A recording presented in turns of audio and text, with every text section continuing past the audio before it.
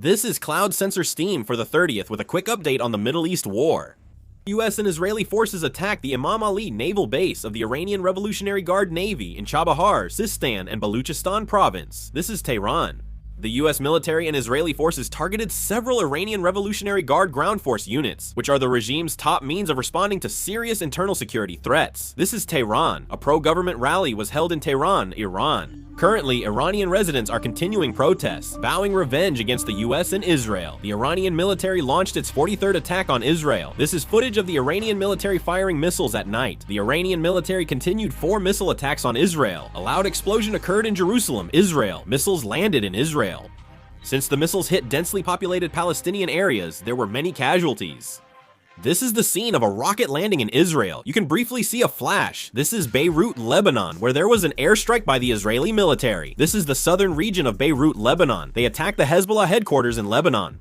This is Baghdad, Iraq. Camp Victory located in Baghdad, Iraq is under drone attack and the air defense system is operating. This is Dubai, UAE. The Dubai International Financial Center was attacked by Iranian drones, but it has been confirmed that there were no casualties.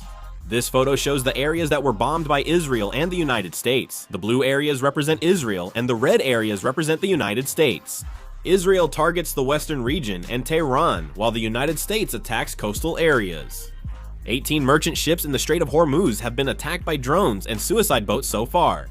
State media, citing anonymous sources, reported growing conflicts between the Iranian military and the Islamic Revolutionary Guard Corps due to a severe supply shortage.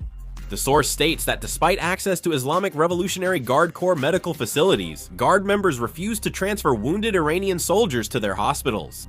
Is the Iranian military low on supplies because they're being focused on the Islamic Revolutionary Guard Corps? President Trump said the US has removed all threats from the Strait of Hormuz, so merchant ships can cross it confidently. In a Fox News interview, President Trump discussed reports that Iran's new supreme leader, Mujtaba Khamenei, was injured during the first day of US and Israeli airstrikes. He said it's possible Khamenei was harmed and suggested he likely suffered significant psychological shock. CNN reported on Thursday that senior officials in the Trump administration, during a recent closed-door briefing, told lawmakers that they had not made plans to prepare for the possibility of Iran blocking the Strait in retaliation for US and Israeli attacks. The Trump administration did not expect Iran to block the Strait of Hormuz. According to a report by the Financial Times, the US military has purchased 322 Tomahawk missiles over the past 5 years, and a significant number of those Tomahawk missiles have already been used.